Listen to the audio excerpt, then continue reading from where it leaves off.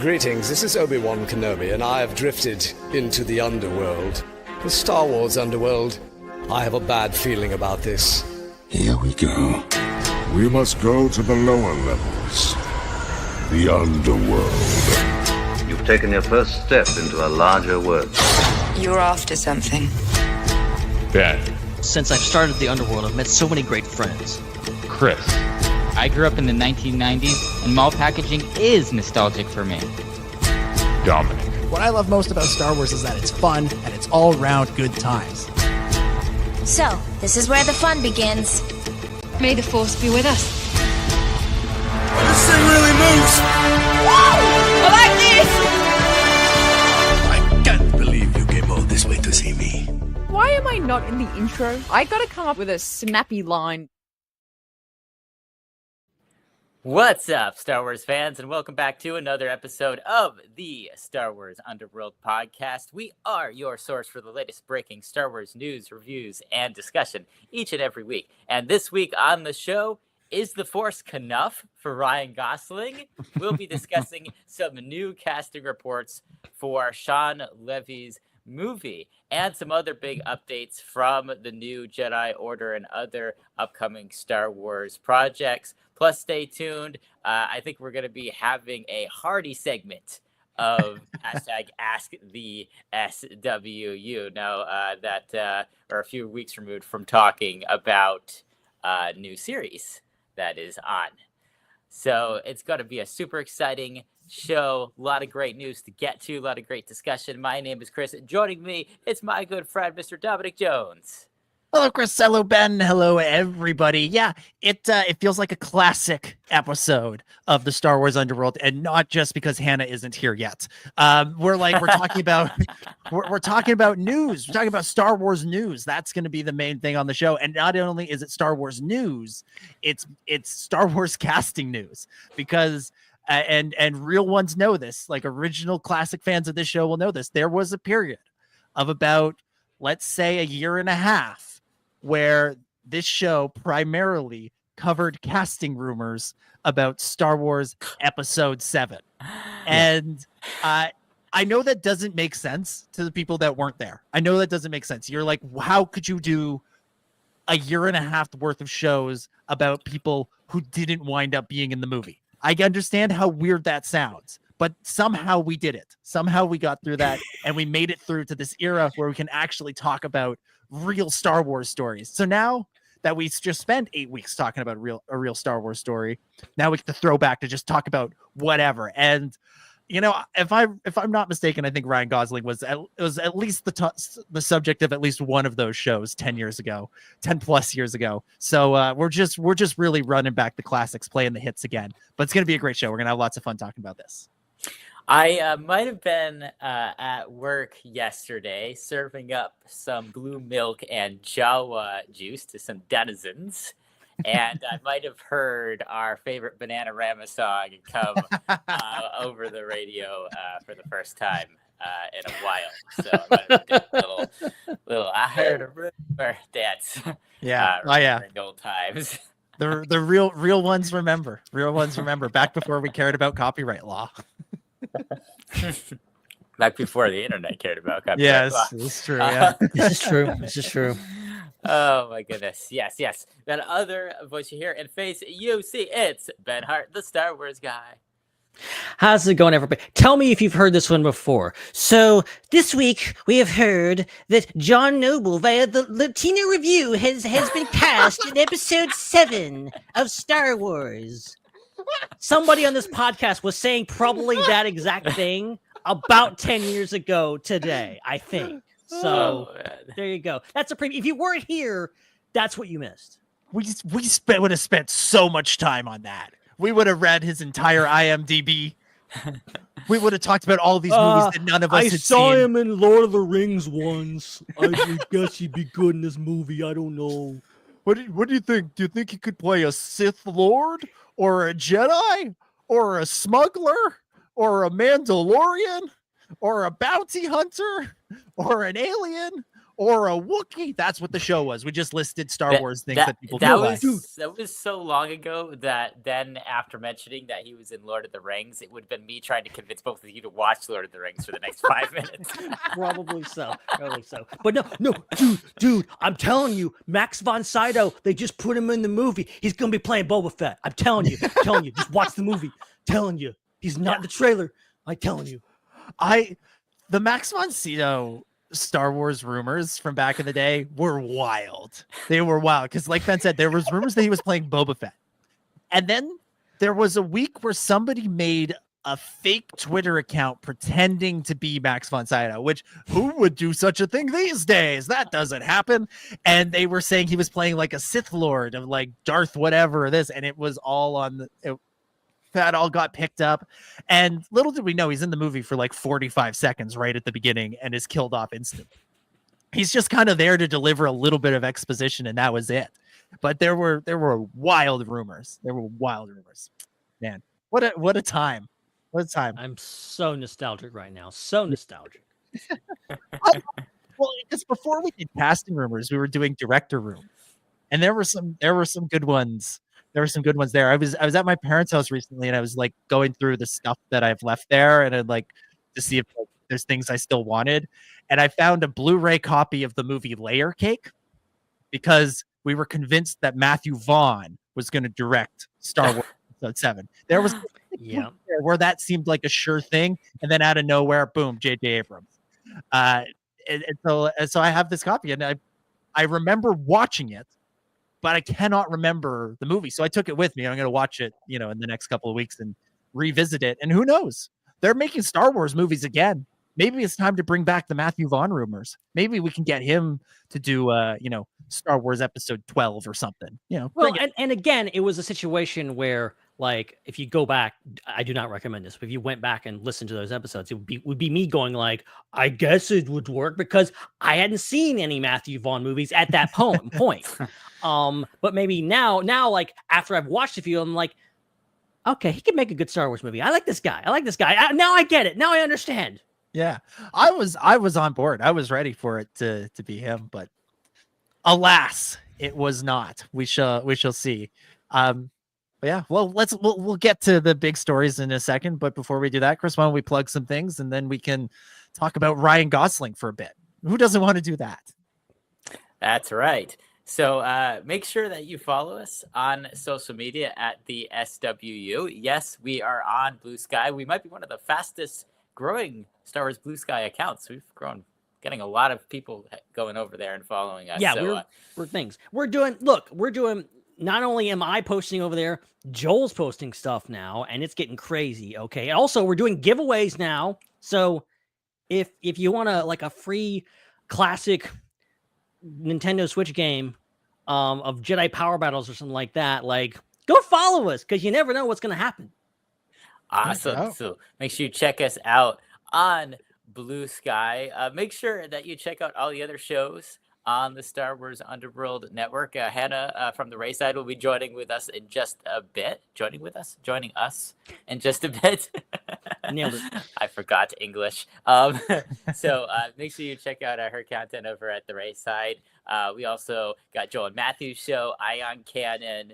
We got Jordan's show, Tales from Beyond the Galaxy, with all his other great co-host, and we also got Tractor Beam as well. We have so many things going on at the Star Wars Underworld Network, so make sure you check out all of that other stuff, and make sure you check out our Discord. We've been having a lot of game nights, a lot of watch parties. Recently we watched Treasure Planet to commemorate that. We can't really tell if Star Wars inspired that or that inspired Skeleton Crew or both. They're kind of going in this loop of things imitating each other and inspiring each other. Also, I have to mention this. I had nothing to do with this. Okay, Joel came up with the idea. We're now tomorrow, as of recording this, we will be watching The Land Before Time, the original movie, which I've never seen. I've never seen it.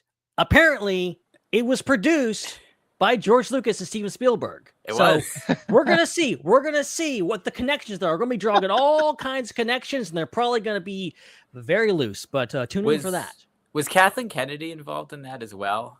I mean, Brace it told probably me. was an Amblin thing, and she was involved something in that. I feel like she had something to do with some of those films, at least. I feel like she had a hand in like every single movie that was made between 1980 and 1999. Like there's nothing she didn't touch. So yeah. So there's a lot of definitely Star Wars connections there, and so my question though is, since you're also doing that very, very slow Star Wars marathon thing, does this mean now that you also have to do a very slow Land Before Time marathon too over many, many years? Because I don't think there's an end to those movies. No, we're not. Look, we're not going to bite off more than we can chew. Also, don't give Joel any ideas, okay? Please. Please. I can confirm via IMDb, Land Before Time, 1988. Co-executive producer Kathleen Kennedy. There you go. Also co-executive producer, her husband, Frank Marshall. It was just all the old gang getting together to make a movie, I think, with this. Imagine if that's how they met on the Land Before Time project. They had to meet at some point, doing something. Yeah. That's really funny. I could also confirm via IMDb that next year in theaters, The Land Before Time 132. What? Are you serious? So, it's got a lot of installments there of that franchise, especially the one that's just a TikTok series. Awesome. Awesome. A+. We also want to remind you to subscribe if you're listening on a podcast app, and to make sure you also subscribe if you're watching us on YouTube. If you're watching live with us, you can super chat. We'll get to your super chats when we hit the Ask the SWU segment. We also appreciate if you check out our channel memberships as well to get more involved in supporting us. All right, let's talk about that news. Yes, in a while. I mean, you probably did last week, but I wasn't here. So for me, nobody was here last week. That's so right. No one was. I'm so used to like the show still going on without me. It's weird that it did. Yeah. We were all last week. We were all just like, nope, busy, can't, no show. For the first time in many months, the news. Yes, the news. Yes, probably for the first time this year, the news. Yes. This was a huge story. I'm sure everybody's aware of it by now. But the headline in the Hollywood Reporter, I think it was on Monday or Tuesday, going back a little while now, January 21st. Headline: Star Wars shocker, Ryan Gosling in talks to star in Sean Levy's movie.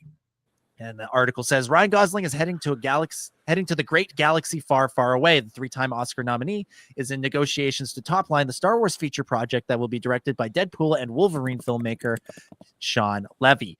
Details on any Star Wars project are harder to acquire than plans to an orbital planet killer, and this one is no exception. Levy has been developing his Star Wars feature since 2022, and Jonathan Tropper, who collaborated with Levy on films such as This Is Where I Leave You, and The Atom Project, has been working on a script for over a year. Levy is also producing the feature via his 21 Laps banner, joining Star Wars stewards Kathleen Kennedy and Lucasfilm.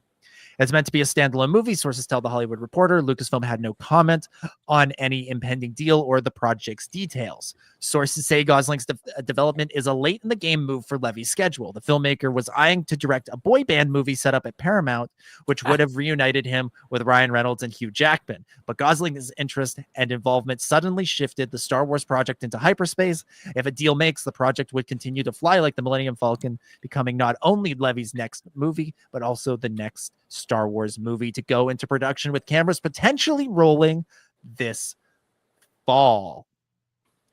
Let's just get some top line reaction to this. Ben, we've had over a week to digest this, to think about this. What do you think about Ryan Gosling making his way into Star Wars? Speaking of watching movies of the people that could potentially be in Star Wars that I'm going to be talking about on the show, I actually had plans to watch The Fall Guy this week. I just didn't get a chance. This movie things, but I have seen Barbie. I've heard great things, and of course I've seen Barbie, and I've seen a bunch of other good Gosling movies. I know people's Ben's a aversion- big fan of the Notebook. That's Ben's favorite movie. He says it all the time off the air. Oh he yeah, watches absolutely. it after the show. That's how he falls asleep. Don't talk about too much. It makes me cry. every week, just show ends. Ben hits the Notebook. Yeah. But look, I think people bring up the fact that thing. I'm just like, oh, Star Wars doesn't have major leads in major roles in Star Wars, like big names, like Ryan Gosling. And Ryan Gosling's been someone who's been on the scene for quite a long time. He's racked up, multiple Oscar noms. Like, the guy's been around, I think. And, whether you're going way back to Drive or, there's tons of movies. He's been working for a very long time. And his, repertoire speaks for itself. I think, just long and short of it, yeah, I'd love to see him in a Star Wars movie because I think he's very versatile and very good. I think people's aversion to this is just being that he is a big name. I think if it hadn't been for Barbie, I think Barbie kind of didn't put him on the map, but it like raised him up, and we're still kind of in the fallout, the post Barbie. Like, this was a big pop culture phenomenon, and he was kind of at the center of it. And he's continued to have hits. He had The Fall Guy, which was more recent. And I think people are like, I'm not sure about like Ryan Gosling being this. And we don't know. He could be a supporting role. In fact, he probably will be. So I get anyone kind of being, a little iffy on this, but like Gosling, his repertoire speaks for itself. He's obviously very talented. I've loved him in everything I've seen him in. And I think if you look at Barbie, you look at The Fall Guy, you look at all these movies, the guy's got range, and I think whatever he could do it very well. And I'd be curious to see what he could do, because I think he could do, obviously, he could do Han Solo. Like, he could do a Han Solo type character, which I think most people would typecast him in. But I think if you wanted him to do something more serious and more grounded, he could do it. And I would be very curious things. And then also just like throw in the, what the hell is this Sean Levy movie? Like, where did this come from? What's it going to be? I thought this was years away. Now, apparently it's going to be going into production this year. Like, all of this is very nebulous and very weird, and just very like, I'm on board for this. I like Deadpool and Wolverine. I've liked other Sean Levy movies, like another filmmaker that I really like what he's done previously. But, what is this? I want to know more. Yeah, I also would like to know more. Chris, your reaction to this news? Okay, so yes, these people are right that putting Ryan Gosling in Star Wars is really out of character for the Star Wars universe, because we all know that Star Wars films are meant to launch actors' careers, and I'm gonna list. I'll make a list of Star Wars. Actors that were in Star Wars and it launched their careers. So first of all, there's this really great actor named Liam Neeson. After he was in The Phantom Menace, his career just went boom. Like right after that, his lead role is Qui-Gon Jinn in that movie. That made him. Christopher Lee. I mean, it's amazing that he went his whole life until he was like 70-something years old, and then he started his career as an actor with that amazing movie, an amazing performance in episode 2 and episode 3. And then finally, just to drive it home, because it always comes at threes, Sam Jackson. The things that he would go on to do after he was in those 3 prequel movies, like Hollywood was so impressed with him. So, these people are completely right with that critique. Completely on base. Secondly, do we have that short a memory as a society that all we can think of is I Am Kenough, when this guy was the lead role next to Harrison Ford in one of the greatest sci-fi movies of all time, Blade Runner there you go. 2049, by Denis Villeneuve, which is one of the greatest sci-fi directors of all time, who went on to now direct 2 amazing Dune movies. So he's already in the genre and involved in some of the people that are related to the Star Wars orbit already. So it's not like you're taking somebody who is in a bunch of musicals, because yes, he is in a few musicals. He's also in La La Land as well, which is an Oscar-winning musical with Emma Stone. But he's been in he is quite the range. He is quite the range, and it includes science fiction and action movies as well. Like Fall Guy, which is an action movie. So I don't think this is as out of left field as people are making it out to be. I don't think this is casting somebody known for Barbie who's very well known into a franchise that doesn't have well known actors. I think both of those things, like, they don't even compute in my brain. I don't even think that way. But I kind of get that, because I understand that, of course, Barbenheimer is like one of the most well known things that have happened over the last few years in entertainment. So I guess there's a lot of people that would know Ryan Gosling from Barbie and not even know that the Blade Runner franchise exists. There's probably a lot of people in that category. As someone who has been following film for a while, who's been following science fiction for a while, does not compute. But I kind of get it for some people why they would have that reaction. Yeah, and honestly, I think that's a reaction that honestly predates Barbie. Like, I think that's people reacting not to Ryan Gosling, the guy who was in Blade Runner, La La Land, Barbie. I think we were giving Ben a hard time for his love of The Notebook, but I think like that's people thinking of Ryan Gosling. I nearly called him Ryan Reynolds. Ryan Gosling as the guy from The Notebook. He's like this like heartthrob guy who that's his whole thing. It's just that he's a good looking dude, which, let's be fair, he is. But also he's a very talented actor. And as we've seen him, demonstrate very well in the last few years. I mean, the reason he's cast as Ken in the Barbie movie is in part because he's, again, good actor, but in part it's playing off of that preconceived notion that people have of him from his previous works. And so then that movie undermines it and plays with their expectations, yada, yada, yada. So I think that reaction honestly comes from like sort of like an old feeling. It's the same reason people were mad about Robert Pattinson playing Batman, because they can't see him as anything other than the Twilight guy. Even though he wound up making the best Batman movie in a decade. Like he was very, very, very good in that movie. Yeah. So I think that's the sort of way you have to look at this is, yes, that's who he was at one point in his career, was the like heartthrob guy, but he's shown his chops in the last few years in more interesting, not even to say more interesting, but just other types of projects. So yeah, on board with this. Great actor, great casting. Let's see what he can do with Star Wars. I don't have a problem with him being an A-lister and being in Star Wars. And the other thing about that is, I'll just real quick say this.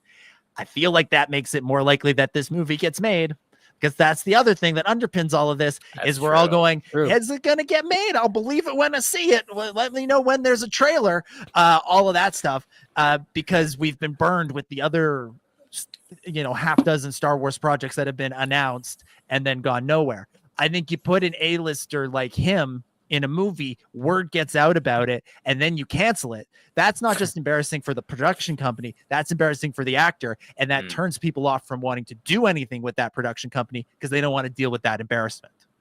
Yeah, a lot of actors have in their contracts that they'll get a certain percentage of revenue. So, you need that movie to come out if Ryan Johnson's going to start putting some effort into the pre-production and production of that movie. Ryan Gosling, did I say Ryan Johnson? Ryan, yeah, you said Ryan Johnson. See, you say Ryan Reynolds, I say Ryan. Have you heard something? There's too many Ryans. Yeah. Oh my gosh, so many Ryans. Look, if this movie goes well, then I want Ryan Johnson to direct the next Ryan Gosling Star Wars movie, and we can put Ryan Reynolds in there just for good measure. Hell, and you know what? We'll have Fern from Skeleton Crew be part of it, so that way we get Ryan Kira Armstrong in there as well. We'll just get all the Ryans. We need Meg Ryan as well, who hasn't been in a film in a while, to my knowledge. Bring her on. But bring her great on. 90s actor. Yeah. when Harry Met Sally. Great. There you go. Yeah. What was I going to say too about that? And the other thing too is like The Notebook. It's interesting that like his career like people kind of don't think about what happened between The Notebook and Barbie, because that's like, I think like there's like 15 years between those movies. Yeah. Oh yeah. Long time. Notebook was a long time ago. Like that, I was a kid when that came out. Yeah. So he was in a lot of movies there too. I think a lot of them weren't like, you know, the biggest movie that came out that week type movies, like Barbie and La La Land were, or Fall Guy, but Blade Runner, did that take that weekend? I know that didn't perform the best, and I think it probably took its opening weekend, but maybe not as much as people wanted it to. As the I saw it twice. I actually saw that movie twice in theaters. Yeah. So I saw it when it was in theaters the first time, and I thought, this was okay. And then it was played at like the local like independent theater near me, showed it again last year just for like 2 nights only. And I went to one of the showings and I was like blown away by it. I was like, I clearly didn't appreciate it the first time. But I loved it the second time. That's interesting. That's really interesting how that happens. The only movie that happened to me was Hitchhiker's Guide to the Galaxy. That I did like that the better the second time for some reason. I don't know why. Yeah. So what was I saying? I'm spacey tonight apparently. But anyway, he was in a lot. His career spanned many, like over a decade between those things. There was a lot of movies that he did and a lot of range that he showed in a lot of those roles too. That's just things that most people haven't seen. So more niche films.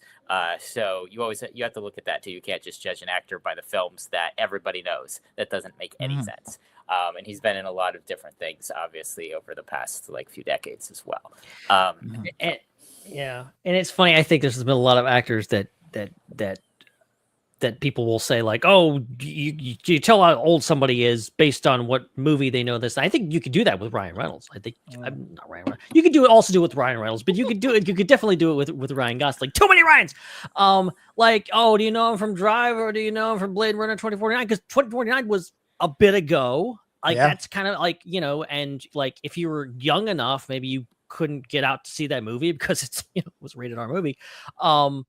So like, you know, but like you kind of look back, and I think now it's like people have short-term memory, especially pop culture, just like he's Ken, he's the guy, he's the goofy guy in Ken, and it's just like no, this guy can do anything that he wants, and I think you're getting one of the, you know, you're getting one of the best actors in the biz right now, in a Star Wars movie. That's nothing but good news in my opinion.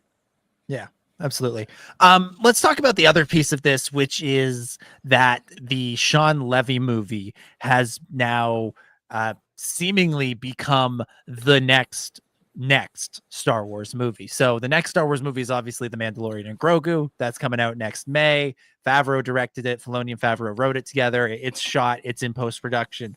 The question that we've been wondering is what will be the next one. Previously announced were the new Jedi Order movie that Sharmeen Obaid-Chinoy is making with Daisy Ridley, the Dave Filoni Mandoverse conclusion thing, and the James Mangold Dawn of the Jedi picture. So that's what we assumed it would be, one of those three. But this suggests that it is going to be this Sean Levy movie that, by the way, has never actually been announced.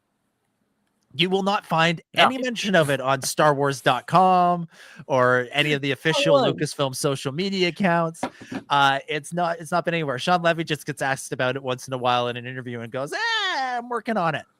And now it seems like it is the next movie. How do we feel about that? Chris, why don't we go to you first on this? I don't even believe that Mando and Grogu is coming out at this point. Like this has been so bad with the PR around launching and announcing Star Wars movies that it's like I sure par for the course that everything's just changing and we don't know what's happening, and like I have no comment on it. Nothing's changed. Ben? I mean, I like I said off the top, like I don't know what to think. Like again, it's this nebulous ideas, and we've been dealing a lot with a lot of nebulous Star Wars projects over the past almost, I mean, at least 5 years? I mean, like even before that, like even before Rise of Skywalker, we were hearing of things that eventually still haven't come to pass. But ultimately this idea of just like, okay, this filmmaker's doing this thing. It's just like, okay, all right, like give me a synopsis, give me a title. And that's why I really did love the presentation. And I have confidence in these 3 movies that have been officially announced: the New Jedi Order, the what's the other one called? The Dawn of the Jedi, and of course the Mandalorian movie. And like, because like they gave us something. They told us, hey, this is what things. And also Daisy Ridley's going to be in this one, and Dave Filoni's directing this one, and like it was a good rollout. And it feels like, based on what we're hearing, that those movies are actually going to happen, which is weird to say, because we've had so many other stops and starts. But like, like, again, Sean Levy, I like him as a filmmaker. I've seen a bunch of his movies. I like them all. Like, and this could be interesting, but it is like, we don't know anything. And the fact that it's going to be going into production like seemingly soon is very interesting. And so I don't know, are we gonna, or what are they gonna do? Is it gonna be like Star Wars, like production has begun on Sean Levy's, like, is that the title of the movie, Sean Levy's Star Wars? Are they faking us out like this? That's a good title. I would watch that movie. Yeah. Sean Levy's, a long time ago in a galaxy far, far away. Sean Levy's Star Wars, a Star Wars story. Well, Benjamin. If only there were some sort of event coming up in, like, let's say 2.5 months, maybe a little bit more than that, where you would have thousands of Star Wars fans gathered together for some sort of, let's call it a celebration, where you could make a big deal announcement like this, and you could have Ryan Gosling and Sean Levy come out on stage and say, yep, we're making this thing, we're going to start shooting it in the fall, we're going to cast the rest of the characters, and it's going to be exciting, and we're going to have fun. If only something like that were happening. Hey, anybody have any plans to be in Tokyo from April 20th to the 22nd? I don't know, for some reason I feel like, or is it 18th to the 20th? 18th to the 20th. I cannot remember. Something. I don't know. I booked my flights and I leave 2 days after it, and I can't remember if I'm confusing when I leave or when the convention ends. When they kick you out, you'll go to the airport. Yeah, I'll go to the airport. But it's I feel like Celebration, if they wanted to really make a big splash, and if this movie is genuinely this far along, that feels like a good place to start getting people excited for the next Star Wars movie. And you don't have to give us a title, they'll just call it Untitled Star Wars Movie until 6 months before it comes out, when Sean Levy will hold up a card on a Instagram post that has the title on it or something. But I do think, like, here's the difference between this rumor, this story, and a lot of the other Star Wars movie reports of late. And I hit on this already. Casting is like one of the last things to happen. We didn't hear any casting about Taika Waititi's movie. We haven't heard any casting about Ryan Johnson's movies. We didn't hear anything from David Benioff and D.B. Weiss. We didn't hear any casting from Patty Jenkins. Like, none of those people were involved, got their movies to a point where they were casting. So if they are at this point where they're casting the movies, or casting this movie, that to me says they're far enough along, they're confident enough in this script, they're showing it to actors, and they want people to get involved. And like we were saying, it's a potential embarrassment for the actors, it's a potential financial loss for the actors if word gets out of this, especially if they announce it officially, that you don't want to create that situation where you've embarrassed Ryan Gosling or anybody else by announcing them in a movie and then canceling it or shelving it or whatever. So the fact that they're that far along says to me that this is very, very likely to happen. Obviously, anything is possible. Things go wrong. You can fire your directors halfway through filming if you want.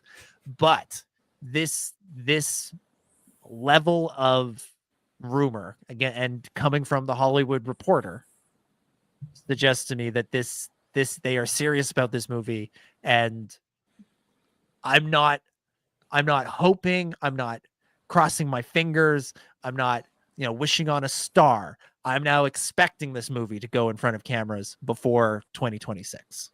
Like I expect them to be on set with Ryan Gosling and Sean Levy and a bunch of other people. And I want Sean Levy to say action and them to start shooting a Star Wars movie. I expect that now to happen before the end of the year. And I think if we gave Kathleen Kennedy some truth serum, she'd say the same thing.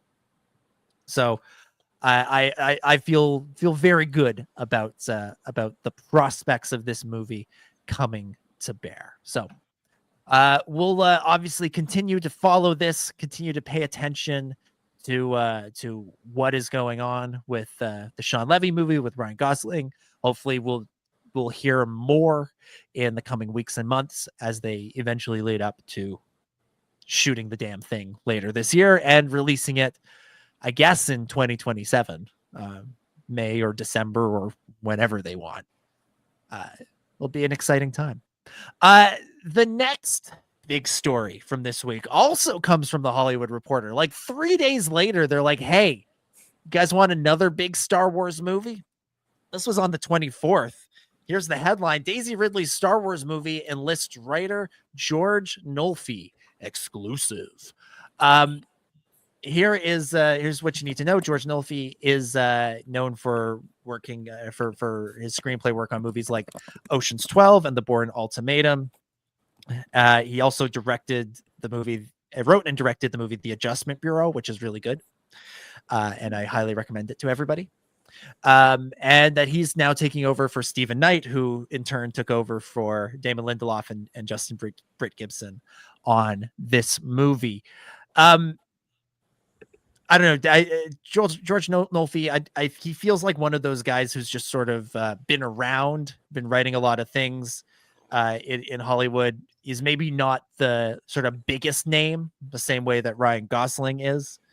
And as we've said, there's a lot of skepticism about any Star Wars movie because we've been burned a few times.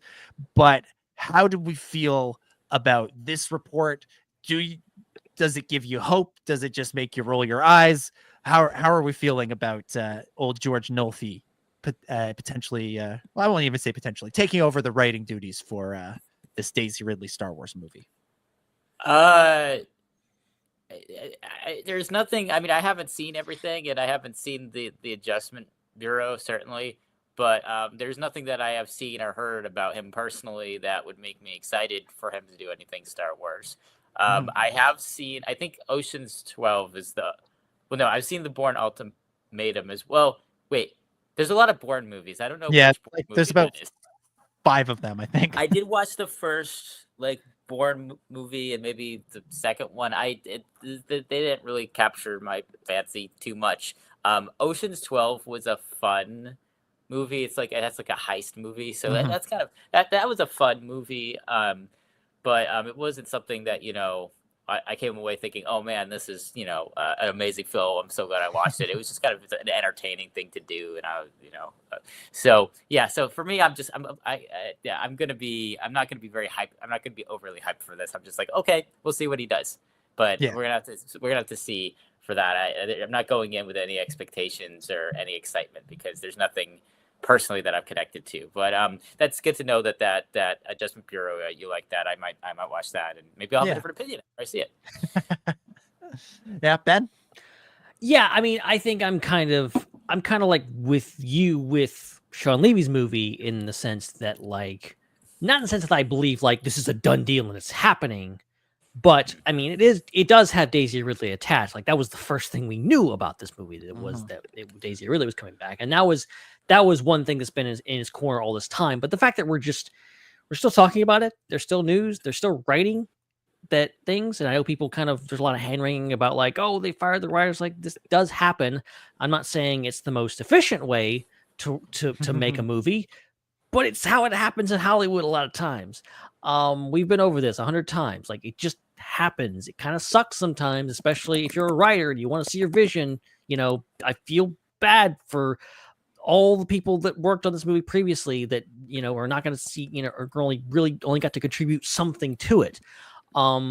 This guy is going to be able to polish it up. And I don't know, is this a page one rewrite? Is this, things? I doubt it at this stage. I feel like we're getting closer to the finish line. But we'll just wait and see. I mean, obviously, if we've got Mando and Grogu next year, or maybe later this year, maybe who knows. And we've got 2027. I love that I planted that idea in all of your minds, and now you're all buying into it, even though I made it up whole cloth just because I'd like to see it happen. Yeah, I've already pitched it to my family too. For the record, they're excited too. So they're all going to be mad at you if this doesn't come to pass. For the record, yeah. But like Sean Levy's movie in like 2027, like you're saying, and then maybe this in the next year. Who knows? It does give them some breathing room, and maybe that's part of the reason that Sean Levy's movie is going ahead. Maybe everything fell into place, and also this movie is not ready yet. So they're like, Sean Levy, you got something for us? Okay, let's go. Like, so this all, I think it all could be connected in a way, but like, I'm very excited for this movie. This one is one of the movies that I am most excited for in the future. Mm-hmm. I'm just glad it's still in the news. We're still talking about it. There's still stuff happening, seemingly. Actually, I'll say before you say what your thoughts are. Actually, I'm going to knock down what I said slightly from lukewarm to actually, this guy has something to prove, because I just realized that Ocean's 12 is the sequel to Ocean's 11, which is the good one that I did like. And while I have not seen Ocean's 12, it's not got really good reviews. It's considered a bit of a letdown of a sequel by a lot of people. So obviously, again, so I have to say that now at this point, I think The Bourne Ultimatum is the only thing that I've seen of his that didn't impress me. And everything else I've heard mixed reviews about, and the only good thing I've heard again is the one you were talking about, the Adjustment Bureau. So now at this point, he's got something to prove. In my book. I will say, Bourne Ultimatum, co-written. It's co-written by George Nolfi and one Tony Gilroy of Andor. There's that connection, yeah. So there is that. I remember when this story broke, I saw someone post on social media, the last time they took a writer from the Bourne Ultimatum, we got Andor. So maybe there's something to it. But yeah, so there's sort of two things I wanted to say about this. One, this obviously is the movie that they want to make, that Lucasfilm wants to make, because all of the other Star Wars movies, when a key creative leaves, it seems like they shut down, right? It seems like, a writer's off this one, a director's off this one, and they just stop making them. This one's gone through enough evolutions that clearly Lucasfilm believes in, if not this story, the idea that they need to do a Rey movie. And I think it's very telling, again, that they got Daisy Ridley on board with this thing. And much like with Ryan Gosling, where it would be a big embarrassment if it got canceled, it would be a big embarrassment for her. And, if I'm Lucasfilm and I want to keep making movies with Rey every couple of years, even whether it's a leading role, a supporting role, or a cameo, the last thing I want to do is piss off my lead actress, piss off the person who is literally the face of Rey, and have her go, you know what? I don't want to work with those guys. It never gets made. It's embarrassing. I go out there and I say nice things about this movie whenever I'm asked about it, when I'm promoting all of my other movies, and it never gets made, never comes through. Why would I want to do that? You don't want to ruin that relationship if you're Lucasfilm. So you're going to get this one made come hell or high water, because you don't want to embarrass it'd be like embarrassing Mark Hamill, right? Like, you don't want to do that when you want him to come back, if you want him to come back. Same with Ewan, same with Hayden, be like embarrassing those guys. So clearly they view this character as very important, and I agree. And so they are going to get something made with her involved. The other thing is, like, they wanted this movie to be next, right? I don't know if people remember this, but there were supposed to be 2 Star Wars movies next year. There was The Mandalorian and Grogu in May, and there was an empty slot reserved for a Star Wars movie in December for an untitled Star Wars movie. And they took that off the Disney release schedule and they put something else in there. So this movie got delayed once. And it seems like it's getting delayed again to get the Sean Levy movie in there. So we may not see this for another 3 years at this point, unless they do want to do 2 movies a year. But I believe we will see this movie come hell or high water, more so than even the Mangold movie. I mean, the Filoni movie feels like a pretty much a done deal at this point because it's, tied in with all the Mandoverse stuff. But, I think of the 3 that were announced, like you said, Ben, this is probably the most likely one to happen. The other 2 are very likely to happen as well, but this feels like the most likely to happen. And the fact that they keep putting new writers on this thing to get it right, I think bodes well for its future in terms of just getting made, but also bodes well for its future in terms of being good, because they're not going to just shoot something for the sake of shooting it. They're going to keep working on it until they get it right. So I George Nolfi, take it or leave it, but I would have also said the same thing about Gareth Edwards and Rogue One was great. Might have also even said the same thing about Tony Gilroy and Andor was great. Like sometimes these people, they, you work in Hollywood for years and years and years, and the movies that you get your credit on may not wind up being your best work. They're just the things that got made. But you got hired on those things that got made because you showed that you were capable of doing great work on scripts that maybe just weren't ready. They weren't the right time. You couldn't find the right studio, but people saw there was talent. So they said, okay, we need you to punch up this kind of mid Oceans movie. Please do that for us. And that's why they wind up doing it. So I'm not unexcited, but I'm not like super excited. I'm just sort of, I'm like steady as we go, happy that this movie is still going forward, and happy to see that the commitment is there. The other part of this, one other thing I think might be part of this, is that, we don't know what Kathleen Kennedy's future is with Lucasfilm.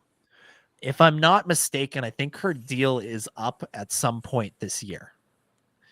And I don't think, I think if she wants to stay, I think Disney will just re-up her for another 3-year contract sort of thing and let her keep running things. Because I think they would probably acknowledge there's room for improvement. I don't think they are unhappy with her at the helm.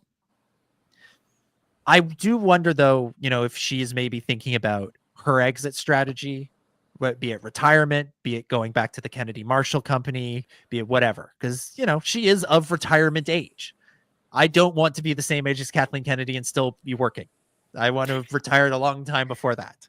Highly unlikely, given the way the world works these days. But I'd much rather retire before I get to her age. But she's not me. She likes working. She likes her jobs. She's gonna keep doing it. But if you're around that age, maybe you're thinking, maybe I do want to step back. Maybe I want to go back to the company I ran with my husband. What would you want to be your kind of parting statement about Star Wars?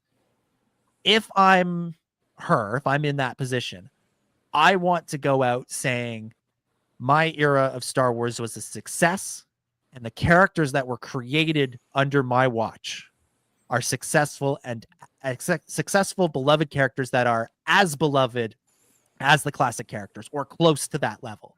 Because I think a criticism that you could fairly level at a lot of Star Wars stuff is it does a lot of nostalgia. It does a lot of nostalgia for good and for bad. But mixed in with that nostalgia is a lot of new things.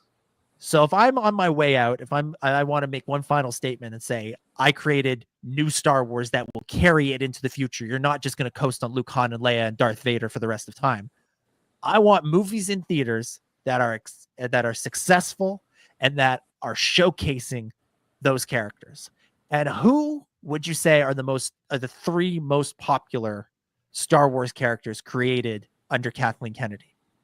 I would argue they are Rey, Din Djarin, and Grogu. Yeah. And at one point, we would have had in theaters next year a movie starring Rey and a movie starring Din Djarin and Grogu. And potentially 2 of the next 3 Star Wars movies, who knows who's going to be in the Sean Levy movie, but would still be Mando and Grogu, and then the Rey movie. And if those movies are big hits, the way Disney, Lucasfilm, Kathleen Kennedy wants them to be, obviously that's not going to silence the haters, because there's a whole market created. There's a whole ecosystem of people who just make content that's just about hating on this woman for reasons, quote unquote. But it would be a statement to Hollywood, to the history books, to critics and fans alike that, oh yeah, no, the Star Wars property is alive and well. It's not just coasting on nostalgia. Those characters that were created in the sequel trilogy and immediately post the sequel trilogy with Din and Grogu, they are just as popular. They are just as capable of carrying the franchise, even more so than Han Solo. Because remember, what movie is the lowest grossing Star Wars movie? Solo: A Star Wars Story. So I think if I'm in her shoes, maybe that's not my only driving force behind my decisions, but that might be part of it. There might be a desire to definitively say, or put a definitive stamp on your legacy with that kind of move and that kind of success, assuming these movies are good. And I think legacy part of it. I mean, I don't know. Maybe we're thinking that Kathleen Kennedy is more egotistical than things. I don't think it's necessarily egotistical to go like, yeah, I put in charge of this thing. The creator of this thing put me in charge of it, and now I've been given the opportunity to herald it forward and do something with it, and I want to leave a lasting legacy, and I want it to be right. I don't think there's anything wrong with that. I also just, considering, because that has been looming. It's been looming for several years now. She keeps getting contract renewals, so who knows? But I also wonder logistically, because I feel like if she is by nature, by her experience, a film producer. She is a legendary film producer, and if she was going to leave, seems like she would have done it in the last 5 years, because now we are on the cusp of coming off of an era of Star Wars films with the 5 that we got between 2015 and 2019. Now we're going into another era. And is she going to want to jump ship, or is she going to want to see this through to whatever ends it might be? Because we assumed back in 2015, we're going to get the Star Wars movie forever. And I'm not expecting that. I'm expecting spurts of Star Wars movies. I'm expecting starting next year, we will get a Star Wars movie probably for a few years in a row, but then they'll probably go away for a little bit too again. And, she may be looking at that, and obviously she's involved in everything, not just the movies, but I am curious, because Hollywood's a different place, and, people don't retire. Frickin' Martin Scorsese and all these things, they're in their 90s and they're still doing. Clint Eastwood's pushing 100. He's still directing movies. They don't age the same as us mortals. Yeah, I mean, there was a story a couple weeks ago about Josh Gad pitching Mel Brooks the plot for the new Spaceballs movie, and Mel Brooks is in his 90s going, "I haven't kept up with the new Star Wars movies, but Josh, tell me what's going on." There's. Yeah, you're right. They're not like us mere mortals. They keep going for whatever reason, probably because they like what they do or don't know anything else. So we'll see. We'll see where this leads us. There's more news we could get to, and maybe we'll save some things for future weeks. Let's save this story about the Acolytes numbers for another week, because I want to do a little bit more perplexing. I want to do a little bit more digging into this, because yeah, I think there's more to it than the reaction on either side of it. I think it's far more nuanced than people are giving it credit for. Even though I agree with the general sentiment that being the second most streamed show in a year should get you a second season. What the actual bleep does that, how does that not lead to a second season? But from the little bit of digging I've done, it does feel more nuanced. and we can maybe get into that in another week. But let's skip that for now, and we'll skip over the publishing stuff. As exciting as some of the stuff about Trials of the Jedi and the new comics are. We'll skip ahead and answer some questions in our favorite segment, Ask the SWU. This is where we kind of turn things over to you, the listener, and we answer questions that you have for us about Star Wars. And we do this by answering super chats in the live chat and by answering questions that have been submitted by our listeners in our Discord. So if you are on Discord, you should join the Star Wars Underworld Network server. That's the right word, right? Yes. And Got it. And every week Ben puts out the call for more questions, and we've got a whole bunch that have built up over the last little while that I think we can get to relating to Skeleton Crew and beyond. So let's start in the Discord. Let's start with this one from Moncho_Villa_Collections_Limited. They write, I'm interested in knowing if AT-AT is now open for business. Will the Republic update the credit design on the mint? Under what political party would you guys think AT-AT would align itself, centrists or populists? Boy, you're testing my ability to remember what the political leanings of those parties are. I know I read Bloodline, but that was over 10 or almost 10 years ago. And I can barely remember books I read last year. And you're asking me to remember what the centrists and the populists believe. Oh boy, I don't know. I know there was something about a napkin. I don't know. Yeah, there was a napkin. I remember there was a napkin. What? There was a napkin and a bomb. Okay, that's all I remember. Yeah. Okay. But because they don't. I know those words have very charged meanings in our own society, but they don't line up precisely with how they line up with how we think of it. The Star Wars version doesn't line up with the earthy versions of it. But Moncho goes on to say, aligning themselves with centrists would have possible implications about the emerging First Order funding down the road. So that gives us a little bit more of context clues. Joel in the chat says, populist is Leia's faction that believe in decentralized government. Centrists believe in centralized government, and some are aligned with the First Order, but not all of them. So AT-AT and open for business, do we think the New Republic goes in and basically takes over the mint and keeps things rolling how they were, just with less secrecy? Or is that the sort of thing that they're shutting down because, it was kind of a weird and creepy society? For as much as we love those characters, that was an odd way to live their lives. What do we think? Well, I mean, I think one thing that's difficult about it is I still feel like we haven't gotten enough exposition about the New Republic, especially outside of the books.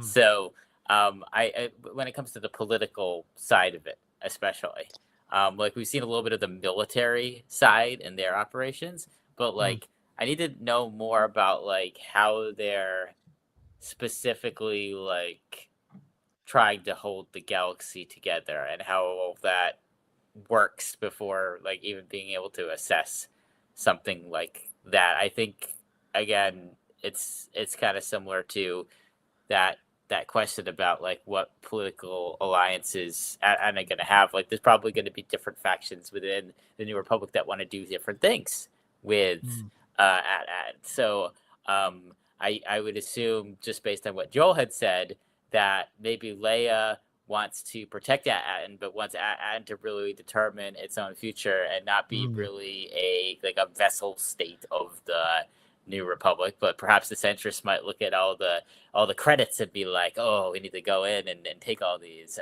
and production. So it would be kind of an interesting.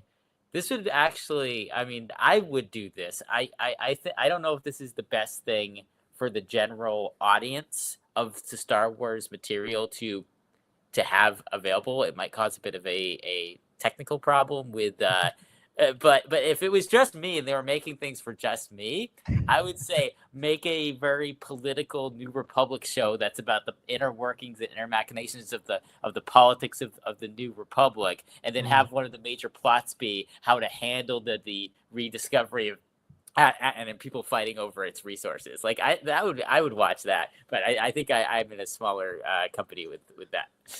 Oh, I'd be right there with you on the premiere night. We'd be sitting right there on the couch ready to watch this episode. It's sort of in the same way that like The Acolyte is getting novels that are picking up on certain plot lines. Admittedly, they're like prequel novels, but they're continuing the story with those characters. If Skeleton Crew doesn't get a second season, and I will say I'm feeling much more pessimistic about its potential of getting a second season than I was 2 weeks ago. But even if it does, or even if it doesn't, like a spiritual sequel novel to Bloodline that deals with the ramifications of At-Aten and maybe shows how the New Republic starts to break down into these factions, into the centrists and the populists, over an issue like this, over an issue like At-Aten, could be an interesting. Maybe that story is better suited for a novel, at least when it comes to Star Wars. That might be a way to address this and tell an interesting story that fleshes out some of what we'd like to know about the New Republic, and then frees up a second season, a hypothetical and much desired second season of Skeleton Crew to continue the kind of pirates, space adventure, fantasy side of things. Yeah. What's interesting to me is how, and I was thinking about this when the show was airing, like how Skeleton Crew portrays the New Republic is in stark contrast to how other projects and other shows and movies have portrayed the New Republic. A running theme in The Mandalorian is that they're, quote, a joke, and that they're incompetent, and that they're kind of useless. And like, you have not once, but twice, Navarro gets attacked by the Empire, by pirates. The New Republic does squat to help them. And then it's even expanded upon further that the Imperial Remnant, maybe even the beginnings of the First Order, have infiltrated the New Republic and are making it worse and are corrupting it. That stands in direct contrast to like Skeleton Crew, and obviously it's meant as this like idealistic, childlike point of view of X-Wing coming to save the day. Like, that's the end of it. X-Wing is the B-Wing coming in and blowing up the pirates. But then you have to go, wait a minute. They're pirate busters, as Kim says. They showed up with just moments' notice and busted all the pirates out of At-Aten. Why didn't they do that on Navarro? What's the difference in those scenarios? And seemingly connected pirates, saying literally one of them is the same pirate. And like, I am curious. I think if we do get a season 2, it would be, a maybe more grown up. I think the kids would be more grown up, like physically, literally. I think it would also be more grown up approach to, okay, now the government is here and they want their cut. And I think, and we see all those greedy a-holes on Coruscant in The Mandalorian. They're like, oh, the Republic, the New Republic, the Empire, the New Republic. I can't tell the difference anymore. Like those, pieces of poodoo. Like, I think those guys would show up on that end and be like, yes, okay, you've got all these credits. And I think that would really start to think. I think we're all worried about the Empire getting involved. I think their biggest problem might be the New Republic once the dust settles. Do you think, Ben, in season 2 we should have like Wim and Fern and Neil and KB all go to Coruscant and like petition in front of the New Republic Senate and do something like that? It'd be like the exact opposite of season 1, where it was like whimsical space fantasy, and have season 2 be like real world on the ground politics of like, speaking before Congress and stuff. Yeah, for sure. Or, they could just go full on and, they team up with a now grown up Benny the Communist. And they go just full on in season 2 of Skeleton Crew. You never know. Yes. Bring back Benny. Bring back Benny and the soup. Got to bring it all back. Excellent question. Excellent question from Mancho Villa Great Collections Limited. Let's go to the next one. Next one comes from Kajira. Have y'all's read any of the Star Wars hyperspace stories comics yet? Especially love the ones about the Bad Batch. Love how their stories are told even after the show has ended. Has anyone checked out the hyperspace stories, especially the Bad Batch comics?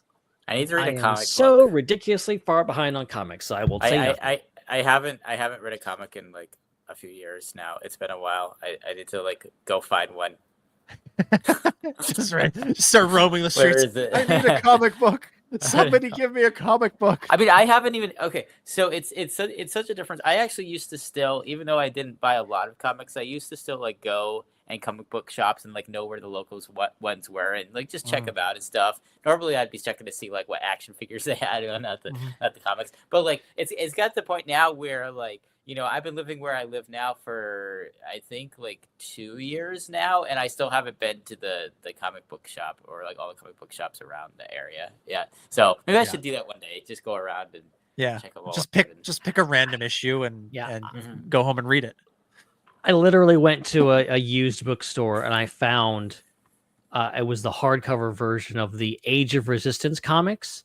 They came out several years ago, and I was like, "Oh, I haven't read this. I may as well buy it." And that's literally the last thing that, like, before that, I think I bought like the Kanan comic. I think that was my last purchase. Yeah, from about 2015 to 2019, I bought literally every Star Wars comic book. Wow. And I think I read about 90% of them. That's pretty good. Yeah, and I liked it a lot, but something about right around 2020, even though you'd think like, oh, pandemic, lockdown, more time to read comic books, I just stopped reading them.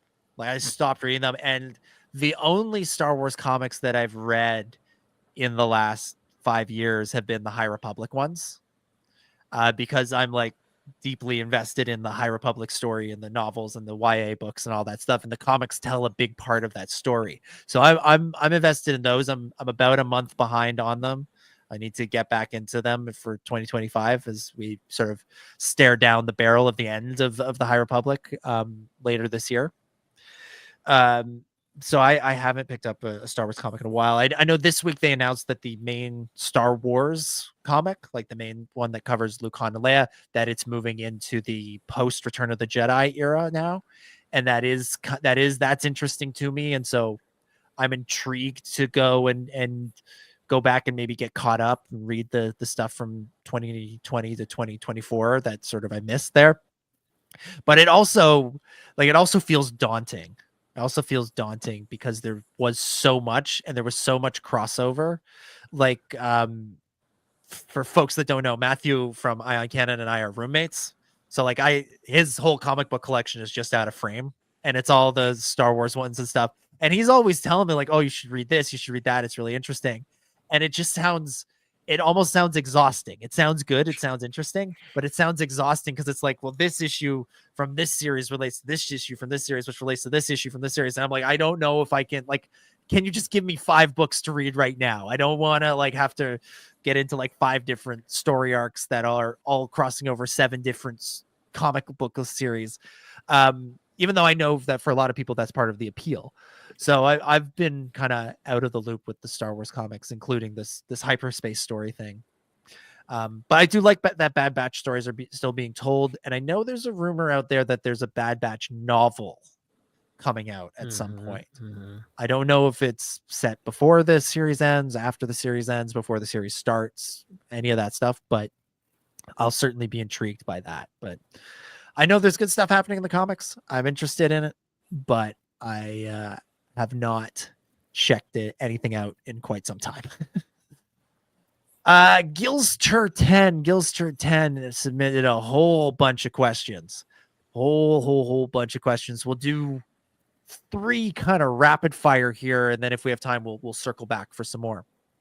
So Gilster 10 says, why do red lightsabers make a different sounds than normal lightsabers? For example, Savage Opress's lightsaber sounded like a tiger roar. Is it because the bleeding of the crystal?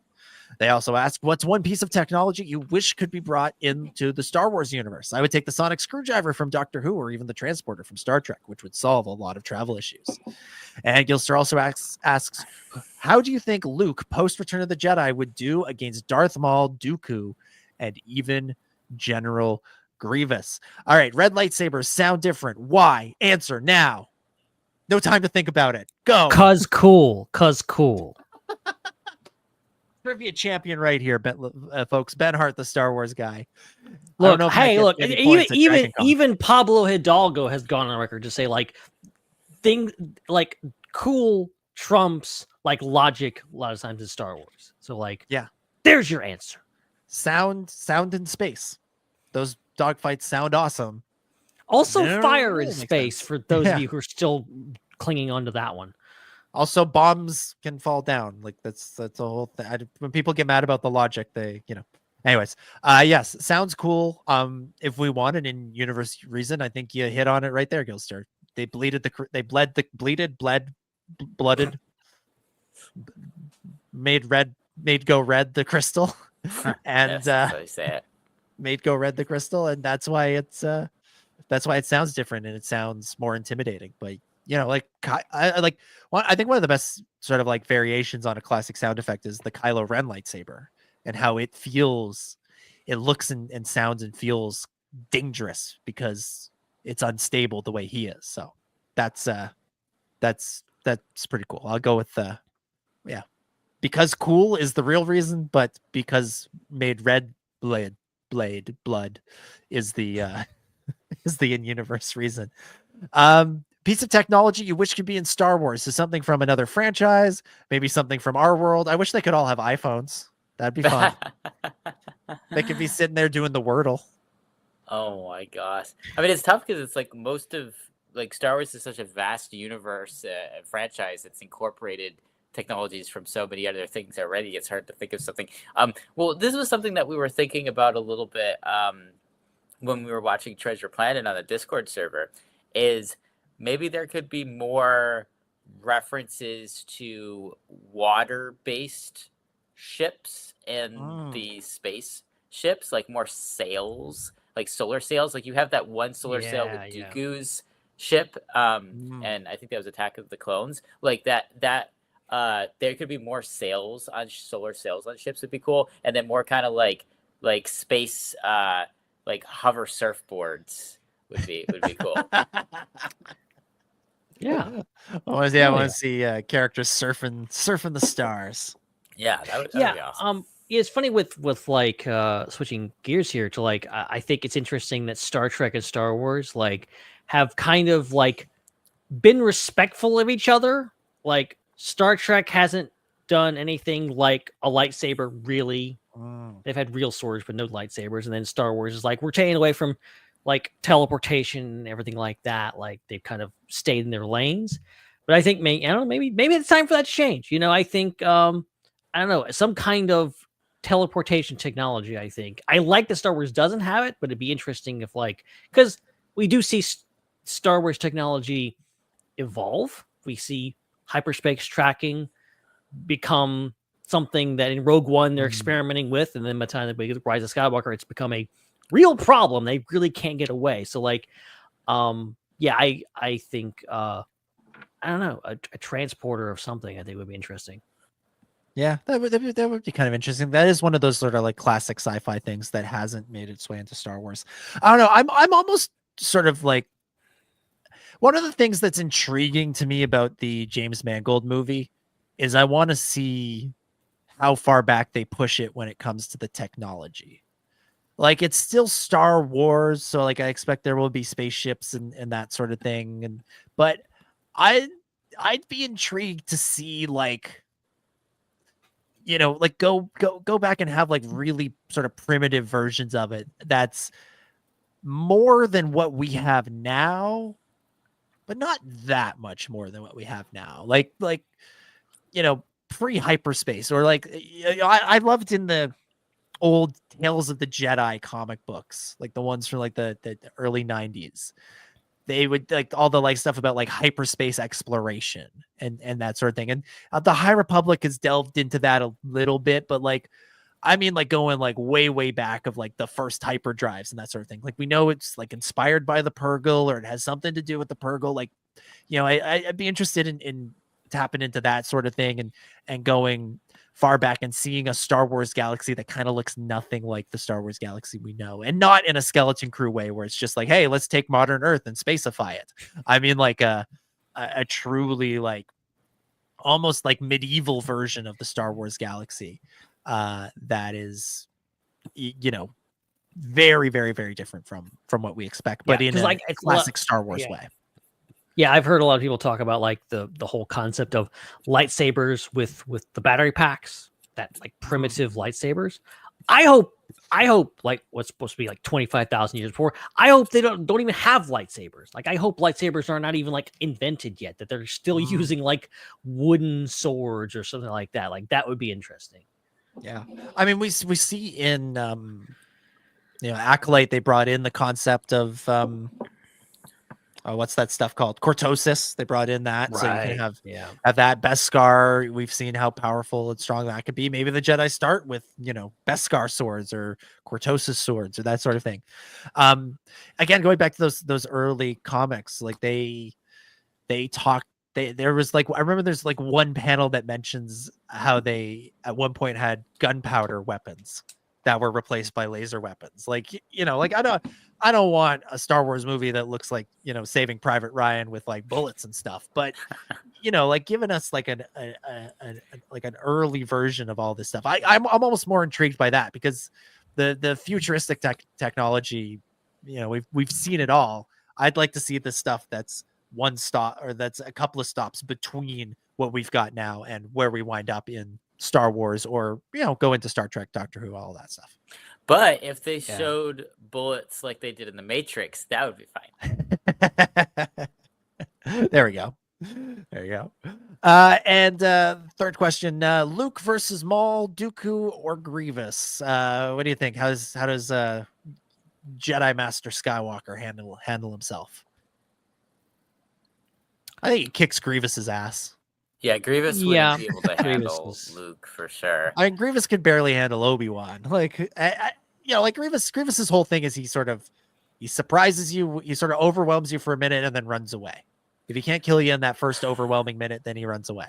So, you know, he's probably he would do like he does the droid. He would just like pick him up and just crush him with the Force. Yeah. I mean, it's interesting because there's a bit of like a different eras thing going on there, and you wonder like if, I mean, for sure, like lightsaber combat has changes throughout Star Wars as it progresses, and so, you know, Darth Maul is very adept at lightsaber combat. I mean, the only reason Obi-Wan is able to defeat him the first time is because he surprises him and does something he wasn't expecting. So, you know, I don't know. I mean, we don't really see Luke being like amazing at lightsaber combat, nor is he really trained super well in it. So maybe if you take the lightsabers away, it's a different type of fight. I'd like to see a philosophical debate between Luke and Dooku. Yeah. Just each of them at podiums with like note cards. I think they might agree. I think that's the thing. Is just like, you know, Maul, like he can defeat Grievous. He may or may not be able to defeat Maul. But like Dooku and him, I think they would agree on more things that they disagree on. I think they would just put down their sabers and go like, let's just chat for a bit. And we're also like kind of skipping over the like key part of Luke's story, which is he wins not by his skills with the lightsaber or skills with that sort of thing. He wins by appealing to Anakin's humanity. He wins by, you know, by other means. there are alternatives to fighting. Like he finds another way. And so, okay, in these sort of like video gamey scenarios where he goes up against these characters, probably, you can sort of make a case for it going either way. But in like if we were to do an actual story where Luke met Maul or Luke met Grievous or Luke met Dooku, like if when he wins the day, it's not just going to be because he can spin his laser sword better. It's going to be because he's found some alternative method to save them, turn them to the light, or if he has to kill them, but because he has to save a busload of orphans or something like that. That's ultimately where this would end up. It wouldn't be Jedi power battles or something like, or Masters of the Terrace Kasi. It's like the legendary Stan Lee, may he rest in peace, once said, who would win in this fight? And he was, of course, talking about Spider-Man versus Thor or whatever, and the million questions he got to answer. He was like, who would win? Whoever I want to win. Whoever I would write it to win. That's who would win. It's funny. Exactly. Who would win in a fight, Superman or Batman? Well, it depends on who's writing that story. Do you bleed? All right, good questions, Gilster. Next one comes, we got another pair of comments. This one comes from Blackthorn. Blackthorn says, I thought that the accent used by the little freedom fighter girl from last week, which is episode 4, I'm going to say, of Skeleton Crew, sounded a lot like the Twi'lek accent that Hera's father had. I think it was intentional. And they also say, regarding Zero Friends again, I don't have a question, just this comment after finishing the episode. Of course, it was directed by Bryce Dallas Howard. There you go.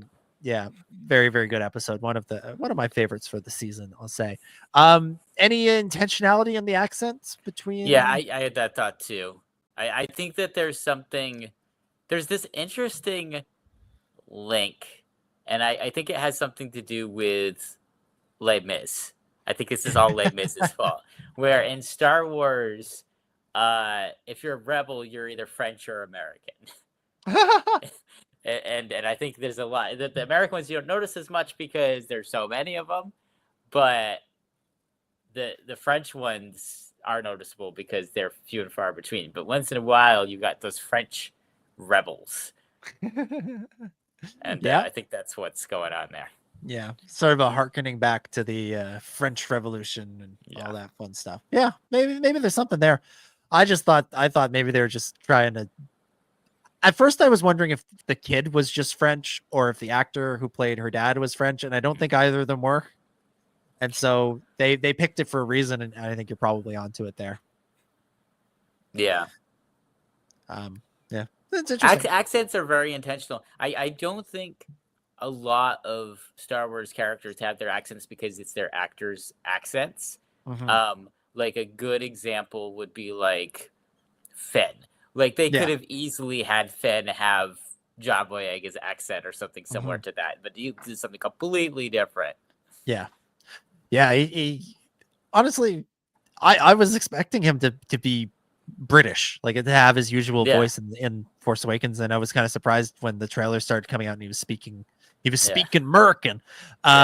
So but yeah, you're right. There's a reason for it. Typically, the good guys are American and the bad guys are British for whatever reason. Yes. All right. Good questions. And yes, agree. Zero Friends again. Excellent episode. Yes. Very good. KB, the star of that one. That episode made me buy the KB action figure, I will say. Nice. I'm waiting for that one to see that one. Hopefully. I was just gonna get Jod and one other kid, and I had picked Fern because she was sort of my favorite through the episodes, and then I saw the KB episode and I saw the figure and I went, all right, I guess you're my favorite too. Nice. All right, who else we got here? J Augustine 92 also got a couple of questions in over the weeks, so let's hit a couple of them. J Augustine asks, do you think we are going to get new shows announced at Celebration? As of right now, after Andor, we don't really have anything announced as far as TV. They also ask, what are your thoughts on the fact that they did film a scene with Jod's Jedi Master? Why would they film if they filmed it would it be cut? We'll start with the celebration question. The Andor obviously is coming out this year. It'll come out right around the same time as Celebration. And then Ahsoka season 2 is announced and presumably will come out sometime next year. Do we think new shows announced to Celebration? Is that definitely? Yeah, they have to. There's so few. I think they've been holding out on us. I think we're going to get a slate of shows. Yeah. I think there's been an intentional pullback on not just live action but animated stuff too. We can pretty much guess, and there's been rumors to that point of there's animated stuff in the works. It's happening. There's people working on stuff probably for several years now. Stuff's been happening, and we just don't know what it is. And I think Celebration there, the fact that we haven't got anything big right now, we're kind of in a lull right now. We have been for a while with big announcements of new projects, says something. Top 3 shows: The Mouse Droid, Salacious Beat Crumb, and Will Hood: A Star Wars Story. There you go. I'm gonna caution against expecting too much. I think I would personally bet the under on this. I think we'll get confirmation of the Gosling Levy movie.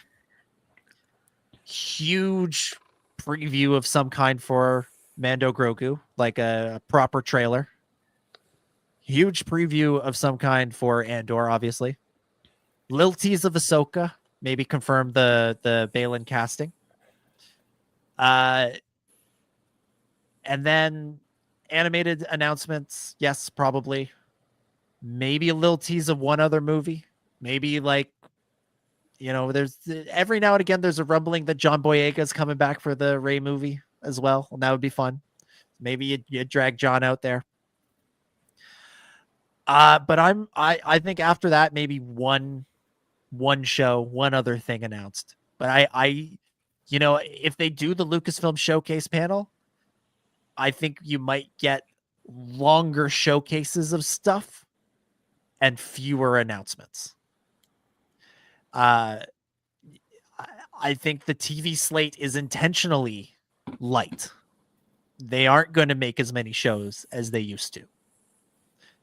And so I don't think they're, for the same reason that we always talk about with the movies of, not wanting to counter chickens before they hatch or whatever. The saying is, we know what the next 2 years worth of shows are. Don't announce the next one until next year. Like, don't go to like, if we're not going to have if the next show's not coming in 2027, like if it's not till 2028, wait until 2027 to announce it. Be a little bit more intentional, draw these things out a little bit more. Unless it's like a second season of something, which seems unlikely at this point. So if it's the Cyril Karn spinoff, they will announce. Yeah. So like I said, Andor will obviously be a huge focus. They'll probably do some kind of premiere screening there.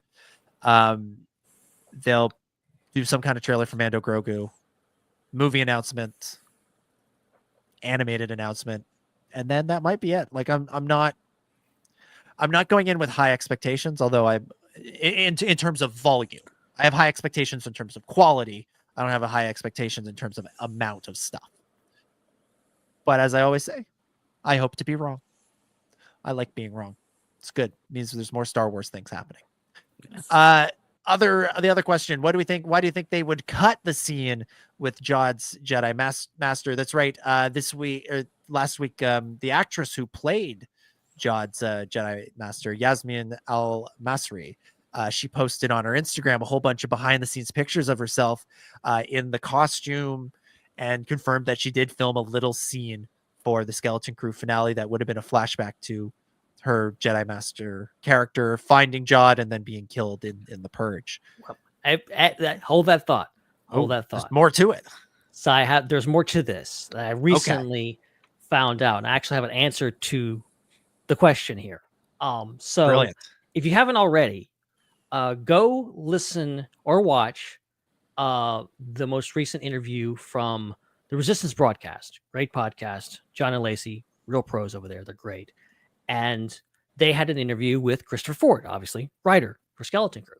And it was a genuinely like one of the best interviews I've seen in a long time. And he was very open about all this. They straight up asked him, what's the deal with this? And he said that she was not playing Jod's master, that this was a scene that they filmed, which was going to be kind of, and there was actually photos of this. People started saying, well, she doesn't look kind of ragged. She doesn't like, and there's other Jedi in the background of her shot. What's going on here? And he confirmed that, yes, this is supposed to be an Order 66 scene. And when they go to the supervisor and they're like, well, it's okay, what's the deal with this? The supervisor was going to pull up this hologram of the Jedi fighting clones or whatever and say, hey, look at these traitors. Look at what they're doing. Are you one of them? And it just ultimately didn't work, and they just cut it in this thing. So it was not Jod's master. It was just she was playing. And to credit to the actors, like she didn't give any of this away. She didn't insinuate she was Jod's master, which she wasn't. But she was very appreciative. Like I would have been crushed if I was her. Like she was, very appreciative of the opportunity, despite the fact that she got cut out of the show last minute, seemingly. But fascinating stuff. I wanted to throw that out there because, for one, great interview with Christopher Ford, and also cleared that up pretty quickly. So this changes my answer because I didn't want you to keep going and it sound like because if it was that they had cut Jod's master, I would have said something to the effect of, well, Jude Law's performance in that scene was so good that you don't need to cut away. You get everything you need from his face and the way he says those lines. The supervisor pulling up Order 66 footage. Look, I love Skeleton Crew, and so I will trust John Watts and Chris Ford that didn't work in the scene, because that sounds awesome, and I can totally see it working in the scene. But obviously they shot it, they cut it together, they tried a version of it, and they didn't like it. And because I liked everything else that they did just about with this show, I'm going to say that they were probably right about that. So, but I'm like, I want to see that now. And I could see it working thematically with the story of you have this journey these kids go on, specifically to Wim, who would have assumed may have seen this footage. Because he wouldn't not seen it at that point, but maybe it would work. I don't know. Maybe something changed. But like, I like the idea that like Wim spends this whole journey talking about Jedi and thinking Jod's a Jedi and reading his storybooks about Jedi that he would have. Oh, here, by the way, here's this footage of a real Jedi. You've never seen this before. But then in the context of like, oh, they're the bad guys. They're, blah, blah, blah. I like that. And this footage, I'm assuming, still exists on a hard drive somewhere. Hopefully it can make an appearance in season 2 or the next Order 66 scene they need, because inevitably there'll be another one. Yeah, there's always another Order 66 scene. Interesting. That's fascinating. I'll have to listen to that interview. That's cool. That is cool. Great questions, J. Augustine 92. And I will say that question comes from a little while ago, so probably before this interview came out. Right. All right, let's do one or two more questions and then get out of here. Joel Davis asks, do you think the type of Star Wars show will change post Ahsoka season 2 in order to increase the number of subscribers by adding Disney Plus to their streaming collection? Because while numbers matter, I think what really matters is if Disney Plus is adding subscriptions with these shows and not just maintaining what they have. So in other words, does the show get people who wouldn't otherwise subscribe to Disney Plus to subscribe, or is it just just good enough to have all the people that already have subscriptions to be watching it? And does that affect the type of show you make? I was just thinking about that. Like I was just thinking about that earlier when, again, we were not talking about the Acolyte, which is like, it's more when you have more traditional media where most of your money is coming from commercials that you're playing inside the show. It's very straightforward, because the more people that are watching the show, the more people are watching the commercials, the more money you can charge the companies for the commercials. Now, I know that some versions of Disney Plus do have commercials on them, but I would have to assume that most of their money comes from subscriptions. And so how do you figure that out? Like, how do you, I actually want to do some more research about kind of what the strategies are, because there's probably different strategies on, like, you know, how shows relate to your profits when, you know, really your profits just depend on keeping subscribers. Like, I'm curious to see that, because you could have a show that a lot of people watch, but if they're just subscribed already, you don't make any more money from that. Whereas if you have a show that less people watch, but it reaches a different audience and a lot of new people subscribe because of that, that would be more financially beneficial to them. So I think, and I was wondering this when also thinking about, you know, them slowing down on Disney Plus shows for Star Wars now that more Star Wars movies are coming out, as we were just talking about. Like, you don't want to get to the point where Star Wars fans start unsubscribing from Disney Plus because it's been, you know, a year since there's been a Star Wars show on, and they don't necessarily need it to go back and rewatch things when they have to keep up with new shows on other competing streaming services.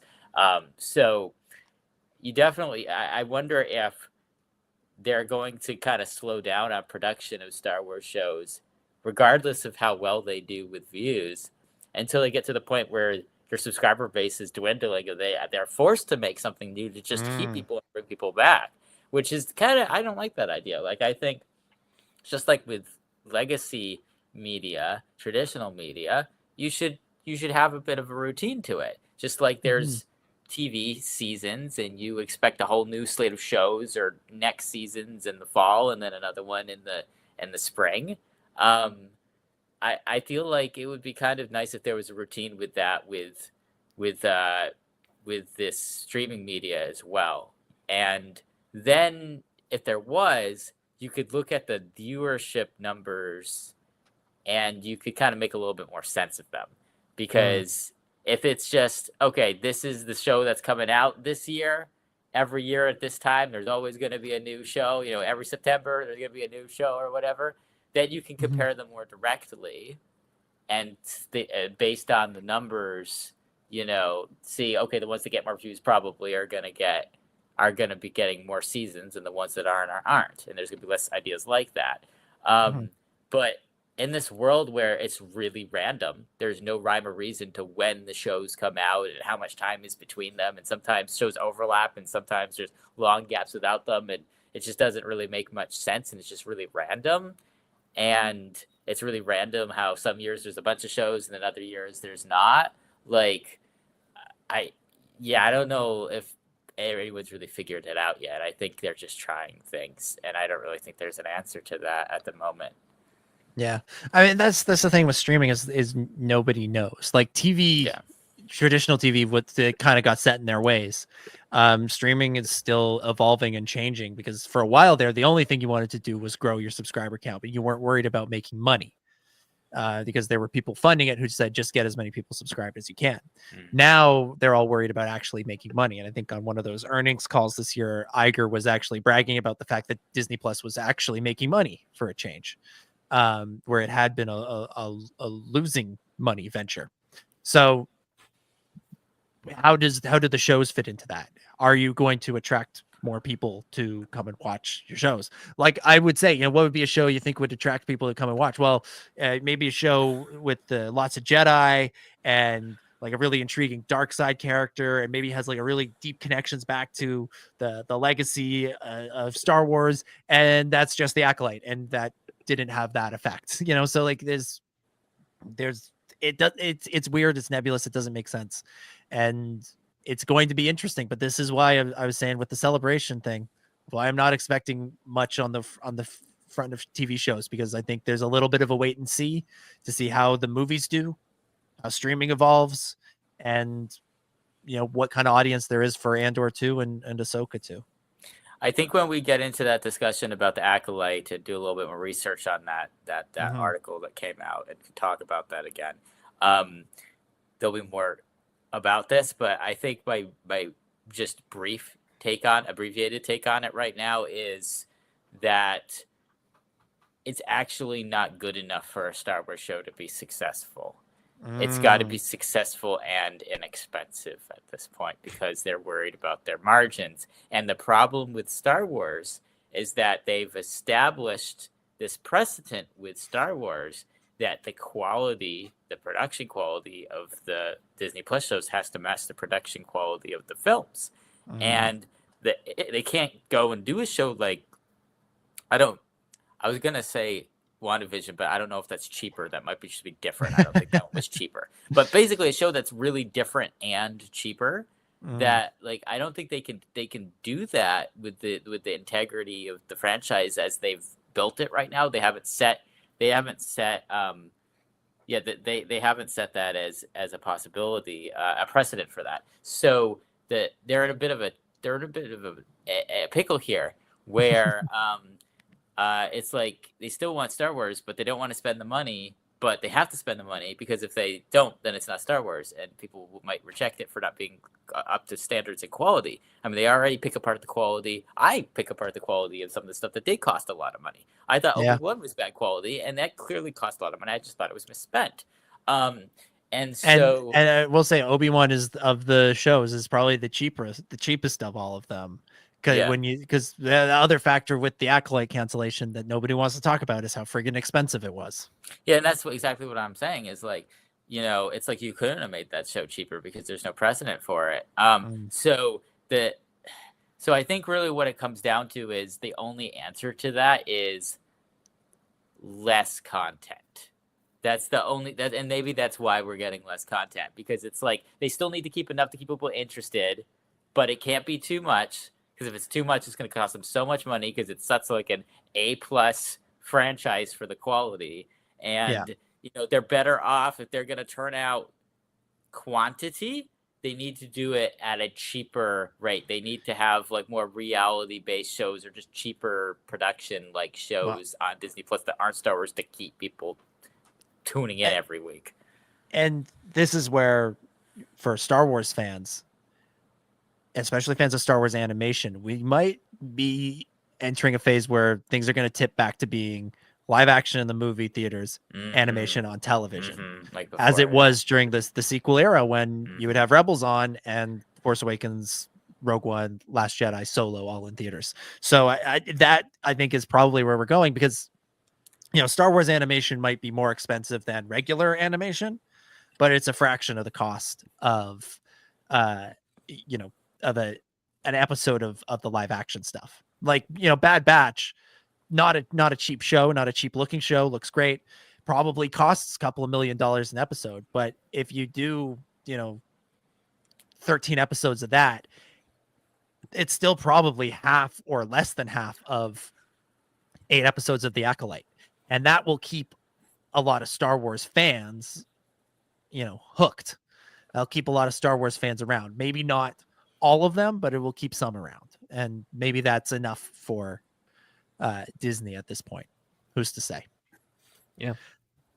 All right. One last question, then we'll get out of here. One last question. This one comes from Matthew. Matthew says, I have an intriguing question specifically for Chris. Are you still interested in buying my Celebration ticket? Sincerely, Matthew. Yes. I'm still dealing with putting everything together for the thing. Yeah. And the problem, okay, this is the problem, is that obviously while I plan to go, there's a lot of things that need to be, a lot of ducks that need to be put in a row. So there's the flights, there's getting all like the passport and like the legality of going there. There's the hotel, there's the tickets to the convention. There's all these things. And the issue is that none of these things are inexpensive. So as soon as I do one of those things, then I have to go and do all of them too. So I basically, it's basically like I'm like toe tipping. I'm like tipping my toe, and I'm like, okay, what's gonna be the first thing that I do that then is gonna I've made a major purchase. I've paid to have the proper paperwork to travel. I paid for the flight. I paid for the celebration tickets. I paid for the hotel. And the issue is I've been reticent to do that because I know that the second that I do one of them, then I have to do all of them. Do all of them, yeah. And it's a bit of I'm having a bit of anxiety and pressure about it. Which is, yeah. So because it's going to be a lot of expenses. So I'm sorry. I will just say I laughed there because I'm feeling the same way. Like I bought my flights about 2 weeks ago, and like now the reality of like, okay, you've booked flights from day X to day Y. What are you going to do between those days? Because Celebration is there. Now you have to pick from all of the amazing things that you could do, and you have to pick like 12 things to do. Now, take the thousands and thousands of things you could do and pick the 12 you most want to do. And I'm like looking at TripAdvisor going, I don't know which temple is better. I don't know. I don't know. So it's exciting, but it's also like, oh boy, that's a lot to take in. So I share your I want to take Matthew's ticket. I do.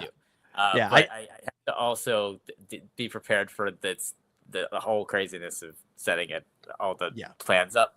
So it's my bad for not communicating that separately. I don't know why I said that, but I did. No, it's exciting. Like as I said, I think I'm a little further along the road in terms of planning than you are.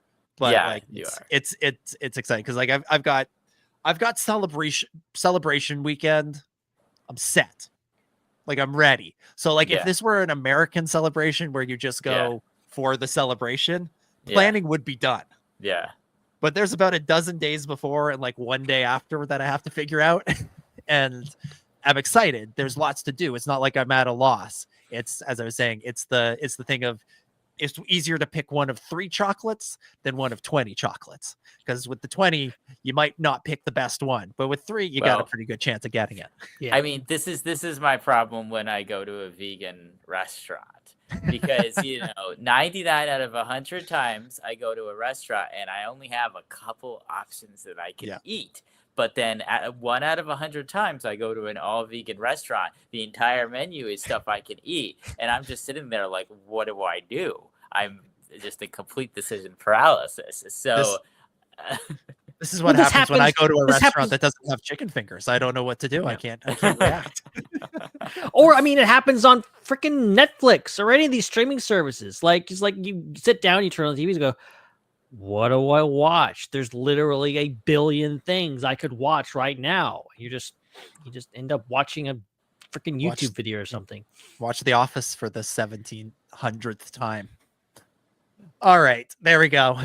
We'll end with our celebration anxieties. All right, that's like as good a place as any to begin to wrap things up for this week. All right. Thank you, everybody, so much for watching, so much for listening. We'll be back with another episode, same time, same place, next week with more news and more listener feedback, unless they just drop a surprise Star Wars show randomly over the next week. Do it. I at this point, I wouldn't put it past them. Things are so wild. Anything's possible. We have something to review. So in the meantime, make sure you follow us on social media at the SWU. We are on Blue Sky. So if you've got a Blue Sky account and you're just looking at your feed and there's not enough Star Wars there, follow Star Wars Underworld. That's all the social media I know about is Blue Sky. I don't know of any others. Yeah, I don't think there's my any more memory's left. wiped. This doesn't exist. It's just Blue Sky now. At the SWU, where you can follow us. Dominic, thank you so much for hosting tonight. It was my pleasure as always. It was great fun talking through these news stories, answering the questions, and getting sharing our feelings about getting ready for Celebration Japan. It's been a lot of fun. If folks want a little bit more, one other social media-ish thing that you can do is follow my Substack. It's called Hoth Off the Press. You can find it by going to by googling that or searching that on Substack, or by going to dominicgjones.substack.com. As Chris said 2 weeks ago, dominicgreedojones.substack.com. If you need to know what the G stands for, just remember Greedo, and read there. There's two posts a week, mostly Star Wars, but a little bit of non-Star Wars as well. So follow those, and also just look for the links that Ben posts on Blue Sky and the other social media accounts that may or may not exist. We don't know about. So I have a question. Yes. I've never posted anything on Substack before. I think I went there to listen to someone's podcast once. Yes. Is this like Blogger, but for the modern era? Sort of. Yeah. It's blogs that you can go to them as a website. They also get blasted into your inbox. So if you subscribe, like you'll just get the hot off the press sent directly to your email. And there is also like they've added some like more like social media type functions there. They tried to do sort of a Twitter clone at one point. That's sort of, I haven't used it. Maybe I should. Maybe that would grow the Substack, but it is, at the end of the day, it's a glorified blog. That is what it is. I'm starting to understand what it meant. In my head, it was always, this is the place where you have to be subscribed to someone to read what they write. That's kind of the thing that I basically got away from it. Yeah. Basically, and I will say there for myself, there is a free option that gets you about 50% of what I publish, a little over 50%. But there's also going to be some paid stuff that I hope people like and want to pay for. It's not that expensive, so if you're interested, again, dominicgjones.substack.com. That's cool. I appreciate the education. There you go. That's why I'm here. Can't wait to do this again in 7 days' time. You can also follow Dominic on social media at DominicJ25. Ben, thank you so much for hosting tonight. Tell everyone about your version of Blogger that you use now. Yeah, so this is the part where I would promote my Substack. If I had one, and if I ever wrote anything online that was more than 280 characters. So, there's that. I do a lot of this. So go check out IPC. Yes, we actually posted an episode. Oh my God, it's the first time in like 3 months. So yeah, it was a lot of fun. Top 5 most anticipated movies of 2025. If you want to know what's coming out, even I was surprised doing research for that episode. Like, oh, that's coming out this year. A lot of movies coming out this year. It's going to be a big one. No Star Wars yet, but follow at IPC Podcast on all the social medias. Yeah, this is the difference between Ben and I. Ben's like, I don't write anything that's more than 280 characters. I just opened up my most recent Substack post, which is called Star Wars Weekly. I'm just Kenobi, and it is 3,800 words long, which translates to about exactly, because it has the count here, 22,069 characters. Okay, so that's about 1,000 times less than 1,000 times more characters than what Ben puts in a tweet. Although I will say Ben's tweets very entertaining, or Blue Skies or whatever they are. So I don't, it's just the difference between them. I pack a lot in. Ben gets a lot in there. That's really impressive, because I think the longest thing I ever wrote and published was 3,000 words. Because my review and synopsis of the 3rd season of the Clone Wars show was 3,000 words to my memory. 3,000 for season 3. That's how I remember it. So 3,800 is quite the PhD thesis a lot of words that you have written there. Very, very nice. Dr. Dominic Jones. Doctor, you call me Dr. Jones. That's right. Dr. Jones. And that's not even the longest one I've written. There's been some longer ones. So gosh, that's amazing. Go read them. That's pretty I do that twice a week now, folks. Twice a week. So if you're looking for long form writing. I don't know how. That's insane to me. Ben, I have given up on all of my other hobbies. Oh my gosh. So all the members, participants in this debate have agreed to the debate rules, which includes equal time. So now we'll give equal time to IPC, and I'll talk about how IPC and Ben and Zach are pretty much where I get all of my Jurassic Park news. Yes. Anything Jurassic Park from anywhere but them. The I best. don't know if anyone else is talking about it. They probably are. But Hey, look, the closest thing we're getting to a Star Wars movie this year is a Jurassic Park movie directed by Gareth Edwards. There's a fun fact. No, that looks pretty exciting. I think those movies are great, and I'm excited for that one, and that's cool that y'all talk about that as much as you do, because not a lot of people are that I know of. So I'm sure people are, but I just don't know them. But I know you, so I'm good. At Ben Hart with no E, where you can follow Ben. On social media, you can follow me at Seek3PO. On your way out, if you're not subscribed to our Discord, make sure you do that. The link is down in the description, the show notes, whatever text comes along with this video or audio recording. There will be a link to join our Discord server right there. So please do it. It's in a world where social media apps have just been wibbly wobbly, timey wimey. Discord has remained strong as a great place to get community and interact with people. So definitely check out our Discord server and that app in general. It's pretty awesome. And make sure that you also subscribe to whatever you're watching the show on or listening to the show on, so that you will get notified that we are back next week and for future content. All right.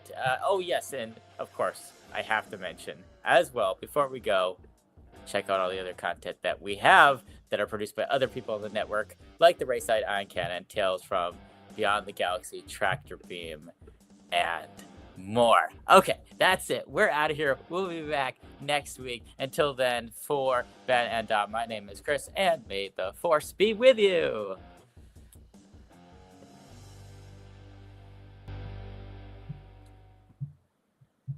So I just checked. My longest Substack post was over a year ago. It was my 5 great Star Wars stories from 2023 post, and it was 5,000 words long. Oh, wow. So incredible. That's the sort of thing you can get. And I did one for 2024, but it was definitely not that long. It was probably more around the 3,000 word thing. Anywho, it's a wrap.